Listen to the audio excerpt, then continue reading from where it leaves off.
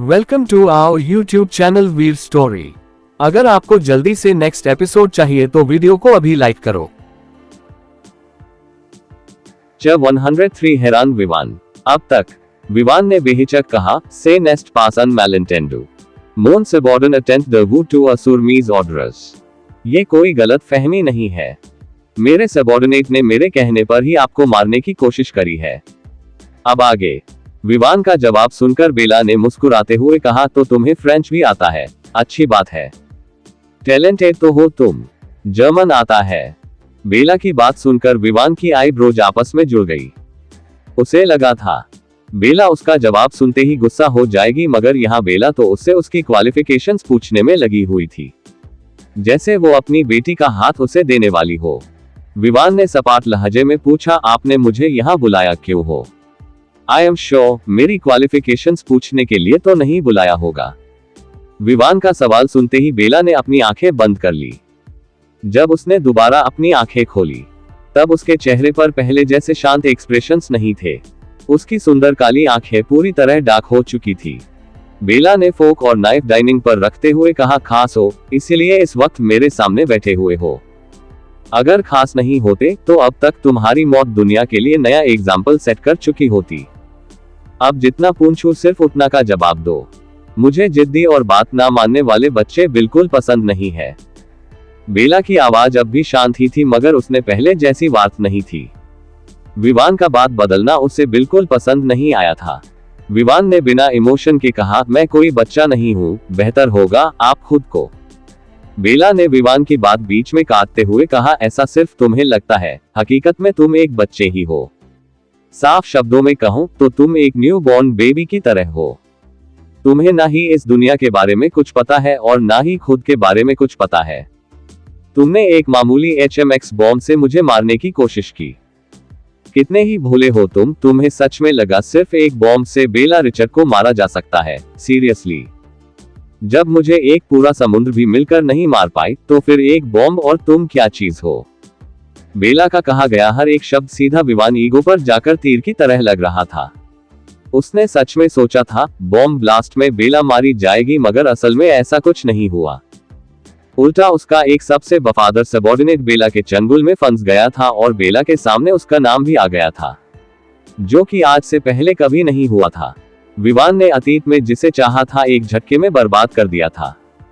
उसके प्लान्स को कोई मात नहीं दे पाता था, मगर बेला, शायद उसने बेला को कुछ ज्यादा ही अंडरएस्टिमेट कर लिया था, या फिर खुद को कुछ ज्यादा ही समझ लिया। विवान ने अपनी मुट्ठियां भींचते हुए बड़ी मुश्किल से अपने कंपोजर को मेंटेन रखा। उसके यहाँ आने की इकलौती वजह थी पाशा की आजादी, वरना वो बेला के बुलावे पर कभी ना आता। विवान बगैर कुछ कहे एकटक बेला की आंखों में घूरने लगा। उसे अब तक बेला के इंटेंशन समझ नहीं आए थे। हालांकि आमतौर तो विवान लोगों की बॉडी लैंग्वेज से ही समझ जाता था सामने वाले के दिमाग में क्या चल रहा है, मगर बेला, विवान जितना बेला को देख रहा था, उसके दिल और दिमाग की उलझन उतनी ही बढ़ती जा रही थी। बेला ने दोबारा से मुस्कुराते हुए पूछा, क्या तुम्हें जर्मन आती है? विवान ने जवाब देने के बजाय कोल्डली पूछा, क्या चाहती हो आप? विवान की बात सुनकर बेला ने अपना माथा मसलते हुए कहा, तुम्हें एक बार में बात समझ नहीं आती है ना? कहा था जितना पूछूं सिर्फ उतना का जवाब दिया करो, मगर तुम पता नहीं कहां से आया है, तुम में इतना अकड़। खैर, अगर तुमने अकड़ है तो मैंने इसे तोड़ने में मास्टर्स किया है। लगे हाथ, आज तुम्हारी भी तोड़ ही देते हैं अकड़। बेला की बात पर विवान ने इस बार कुछ नहीं कहा।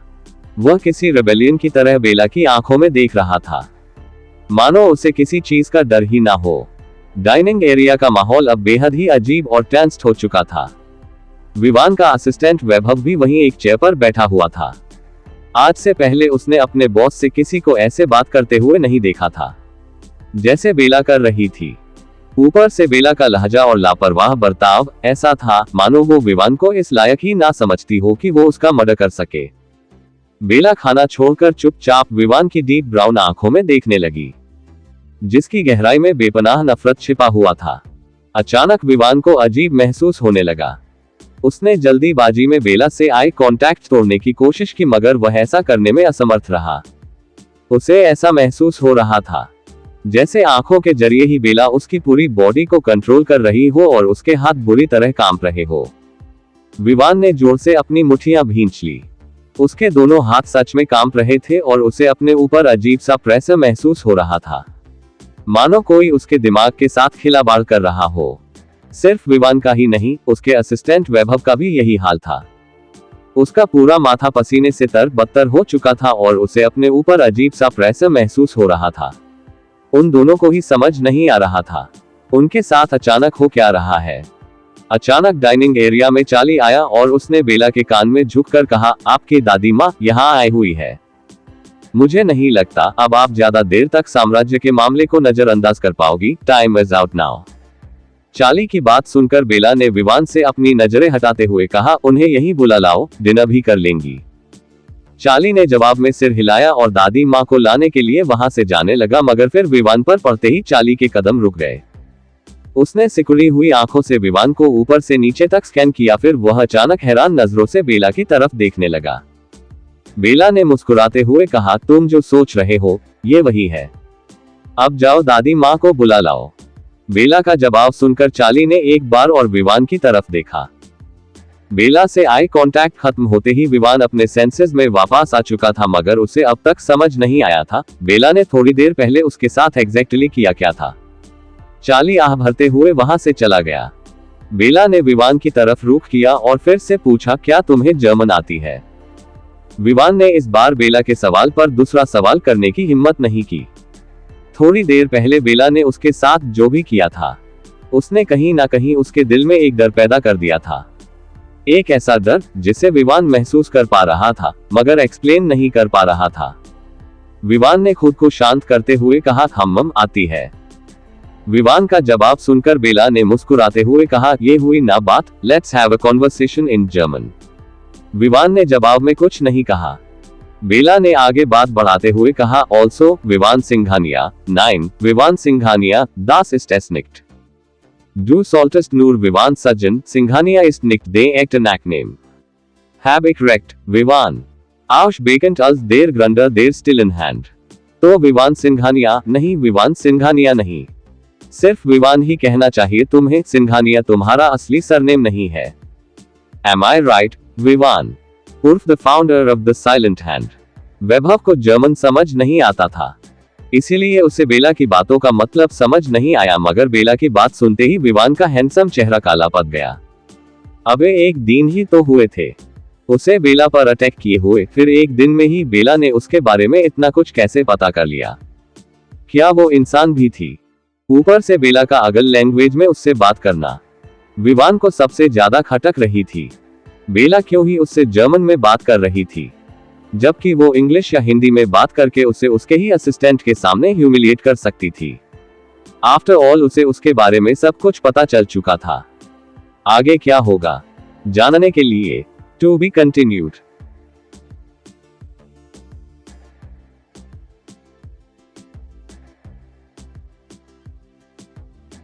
जब 104 सोन इन लॉ। अब तक वैभव को जर्मन समझ नहीं आता था, इसीलिए उसे बेला की बातों का मतलब समझ नहीं आया, मगर बेला की बात सुनते ही विवान का हैंडसम चेहरा काला पड़ गया। अब आगे, अबे एक दिन ही तो हुए थे उसे बेला पर अटैक किए हुए, फिर एक दिन में ही बेला ने उसके बारे में इतना कुछ कैसे पता कर लिया? क्या वो इंसान भी थी? ऊपर से बेला का अगल लैंग्वेज में उससे बात करना विवान को सबसे ज्यादा खटक रही थी। बेला क्यों ही उससे जर्मन में बात कर रही थी, जबकि वो इंग्लिश या हिंदी में बात करके उसे उसके ही असिस्टेंट के सामने ह्यूमिलिएट कर सकती थी। आफ्टर ऑल उसे उसके बारे में सब कुछ पता चल चुका था। क्या ऐसा इसीलिए हो सकता था क्योंकि बेला उसे उसके असिस्टेंट के सामने छोटा महसूस नहीं करना चाहती थी?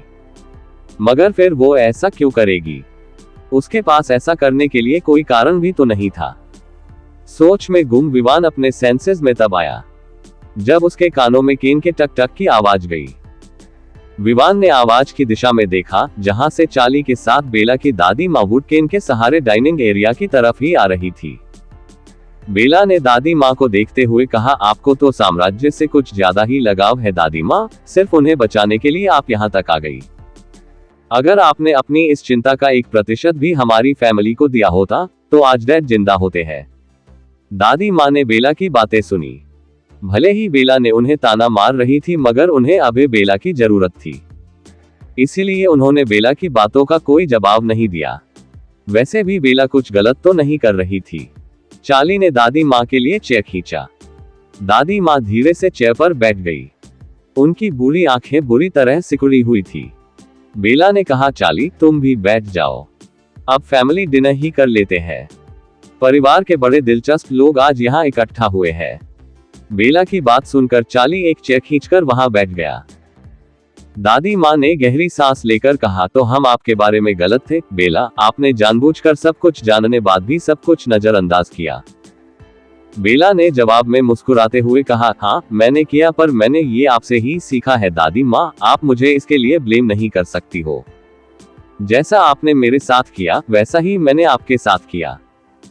वो कहावत सुनी होगी ना आपने, जैसे को तैसा, इसमें गलत क्या है। बेला की बात सुनकर दादी माँ ने अपने होठ भींच लिए। बेला के हर शब्द के साथ दादी माँ का पॉइंट ऑफ व्यू उसे लेकर बदलने लगता था। पहले दादी माँ को लगता था उनकी पोती एक अच्छी और काइंड हार्टेड लड़की है जो कमजोर लोगों पर अत्याचार होते हुए नहीं देख सकती है, मगर बेला ने जो अभी कहा उसे सुनने के बाद दादी माँ उलझन में पड़ गई थी। बेला ने भले ही साम्राज्य के बारे में जानने के बाद उन्हें नजरअंदाज किया था, मगर एक वक्त में साम्राज्य और दादी माँ ने भी तो उसके साथ यही किया था। समय के बारे में जानने के बाद भी उन लोगों ने बेला से समय के बारे में छुपाया था। दादी माँ ने अपनी हैरानी दबाते हुए पूछा, बेला क्या समय से मिली आप? दादी माँ के सवाल पर बेला ने अपनी आंखें सिकोड़ते हुए पूछा, समय? अब ये कौन है? बेला की बात सुनकर दादी माँ ने मन ही मन राहत की सांस ली। उन्हें लगा था बेला को समय के बारे में पता चल चुका है, इसीलिए उसने साम्राज्य वाले मामले को नजरअंदाज किया। मगर यदि अब तक बेला को समय के बारे में पता नहीं चला था तो अब भी एक आस बची हुई थी। हालांकि अब दादी माँ बेहद ही सरतक हो चुकी थी। वो सोच रही थी, अगर बेला सिर्फ कार्तिक से उसकी सच्चाई छिपाने को लेकर इतना ज्यादा निर्दयी हो गई है, तो फिर जब समय के बारे में उसे पता चलेगा तब वो क्या करेगी? शायद कार्तिक से पहले वो खुद ही साम्राज्य को समुद्र में दफन कर दे। दादी माँ ने बात संभालते हुए कहा, समय एक लड़का है जिससे हम आपको मिलवाना चाहते थे। यहाँ आने वाला था वो, पर अब लगता है शायद वो यहाँ नहीं आएगा। खैर आप ये सब छोड़ो बेला, मुझे आपसे साम्राज्य के बारे में बात करनी थी। 3 दिन बीत चुके हैं बेला, अगर अब कार्तिक को नहीं रोका गया तो साम्राज्य जल्द ही पूरी तरह खत्म हो जाएगा। वहाँ छोटे छोटे बच्चे हैं, पशु पक्षी हैं, औरतें हैं, बूढ़े लोग हैं। साम्राज्य के खत्म होते ही वो सब बेघर और बेसहारा हो जाएंगे। किसी एक इंसान के गलती की सजा आप उन मासूम लोगों को नहीं दे सकती हो। ये गलत है। दादी माँ की बात सुनकर बेला ने एक नजर विवान की तरफ देखा, जो अब चुपचाप अपने डिनर पर फोकस करता हुआ दिख रहा था, मगर असल में उसका पूरा ध्यान दादी माँ और बेला की बातों पर था। बेला ने बिना भाव के कहा, दादी माँ पहली बात तो मैं किसी को सजा नहीं दे रही हूँ। जो भी हो रहा है आपका सन इन लॉ कर रहा है, मेरी इसमें कोई इन्वॉल्वमेंट वही है। और दूसरी बात, आप मुझे साफ साफ बताएं, आप चाहती क्या हो? क्या मैं आपकी तरह ही बाहर वालों की वजह से अपना घर तोड़ लूं? कार्तिक के अगेंस्ट जाकर अगर मैंने साम्राज्य को बचा भी लिया तो फिर उसके बाद मेरे साथ क्या होगा? आपने कभी सोचा है कार्तिक और मेरे रिलेशनशिप पर इस बात का क्या इफेक्ट होगा? आपने कभी सोचा है? आपको बस उन लोगों की पड़ी है जिन्होंने हमारी जिंदगी बर्बाद करने में कोई कसर नहीं छोड़ी। 14 साल पहले अगर आप लोगों ने कार्तिक को मेरे बारे में बता दिया होता तो हो सकता था कार्तिक मुझे और हमारे बेबी दोनों को बचा लेता। वर्तिका किडनैप नहीं होती। समीरा को कभी वो मौका ही नहीं मिलता जिसके तलाश में वो थी। 14 सालों तक ना ही रेयांश और आदित्य को अनाथों की जिंदगी जीना पड़ता और ना ही समीरा, ईरा और अक्षत जी की जिंदगी बर्बाद करती। दादी माँ, मैंने कभी कहा नहीं, इसका ये मतलब नहीं है कि आप लोग दूध के धुले हुए हो। समीरा को गोल्डन चांस देने वाले लोगों में आप लोग भी शामिल हो। उसे एक औरत ने हमारी और हमारे अनगिनत करीबी लोगों की जिंदगी जहन्नुम बना दी थी, और इतना सब होने के बाद आप चाहती हो मैं सब कुछ भूल जाऊं और उन लोगों की मदद करूं। दादी माँ खामोशी से बेला की बातें सुन रही थी। जब से बेला को होश आया था तब से बेला ने साम्राज्य को लेकर अपना कोई खास ओपिनियन नहीं दिया था। बेला के बर्ताव से भी दादी माँ को लगा था बेला ने साम्राज्य की साजिश को माइंड नहीं किया होगा, मगर असल में ऐसा नहीं था।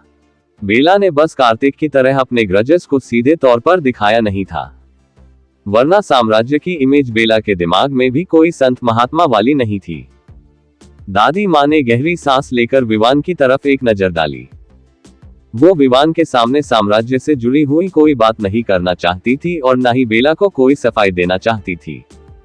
फिलहाल उनके लिए साम्राज्य की सेफ्टी फर्स्ट प्रायोरिटी थी। दादी माँ ने एक व्हाइट कार्ड निकालकर बेला की तरफ बढ़ाते हुए कहा, क्या अब आप हमारी मदद करेगी बेला? बेला ने कार्ड पर एक नजर डाली, जो उसका वही रेफरेंस कार्ड था जिसे उसने परितोष को दिया था।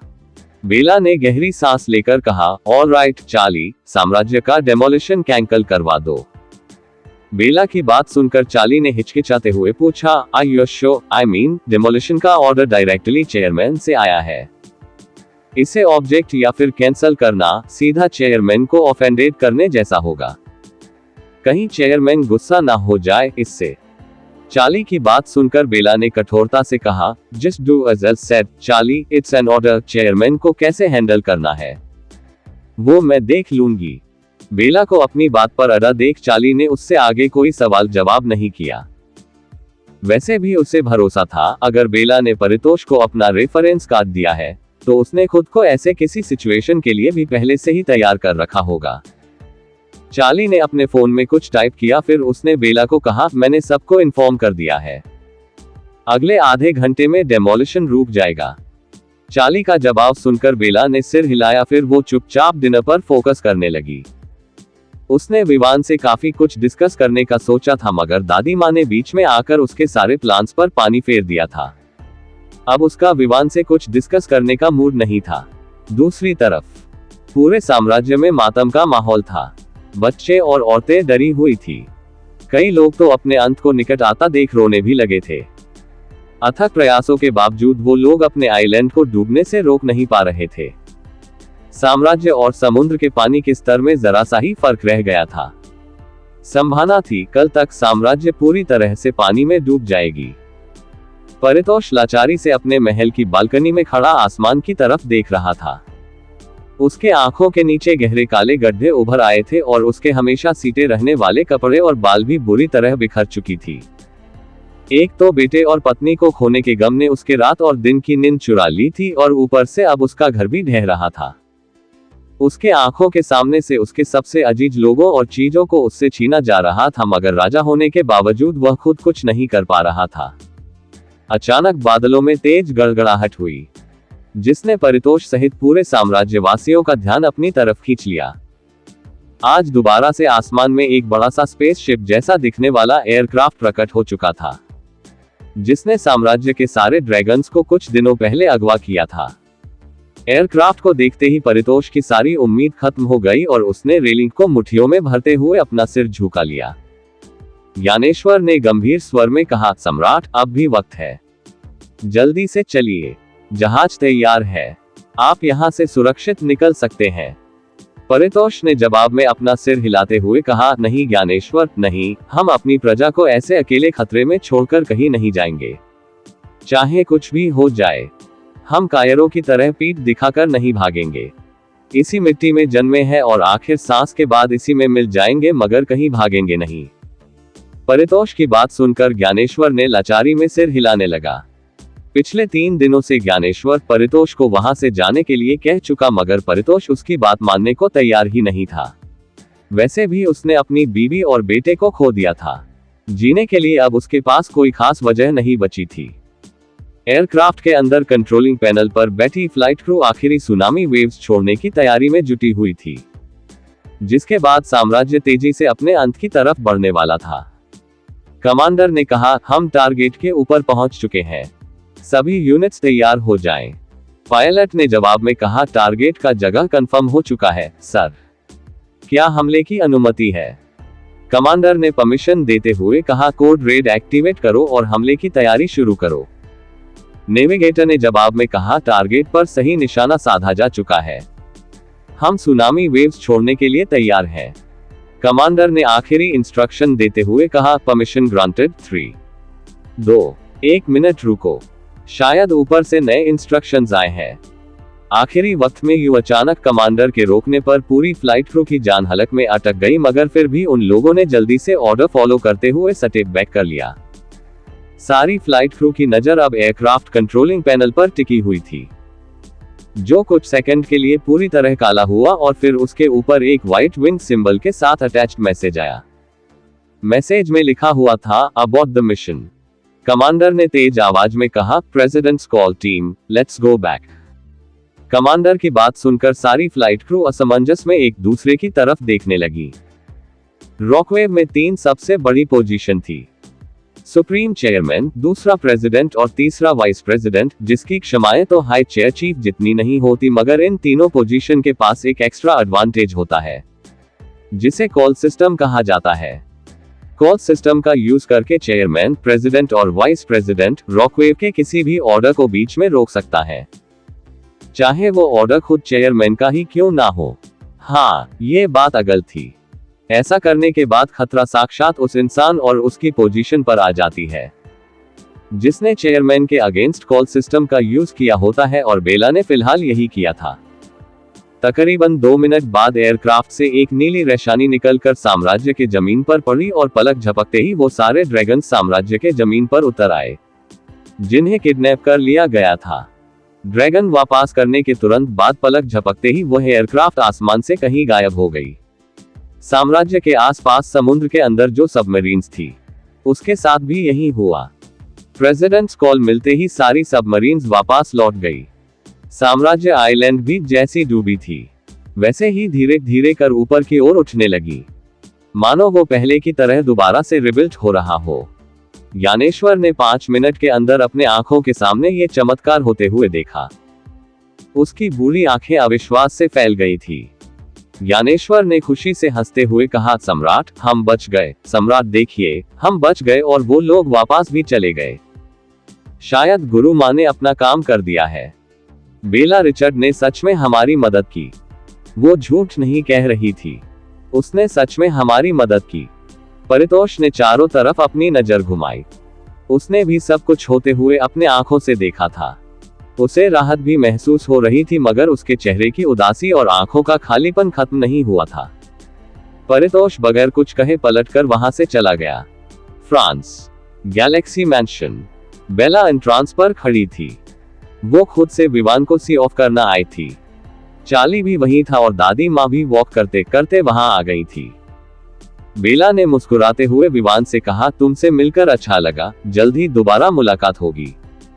उम्मीद करती हूँ अब तुम फिर से मुझे मारने की कोशिश नहीं करोगे, वरना इस बार की तरह मैं हर बार तुम्हें नजरअंदाज नहीं करूंगी और ना ही साथ बिठा कर डिनर कराऊंगी। बेला की बात सुनकर विवान ने उसकी आंखों में देखते हुए कहा, अगर आप मेरे बारे में इतना कुछ जान ही चुकी हो तो आपको ये भी पता होना चाहिए, मैं निश्चित रूप से दोबारा आपको मारने की कोशिश करूंगा। मुझे आपसे और आपकी फैमिली से सख्त नफरत है। एक ना एक दिन पूरी कपूर फैमिली को बर्बाद कर दूंगा मैं। विवान की बात सुनकर बेला से पहले ही चार्ली बोल पड़ा, तुम्हारा बाप तो ऐसा नहीं है, फिर तुम ऐसे कैसे हो गए? तुम्हारे डैड तो कितने फ्रेंडली और कॉम रहते थे, मगर तुम लड़के जब भी मुंह खोलते ही जहर ही उगलते हो। कहीं तुम्हारी यही आदत एक दिन मुझे तुम्हारा जीभ काटने पर मजबूर ना कर दे। आगे क्या होगा जानने के लिए to be continued dear readers. किसने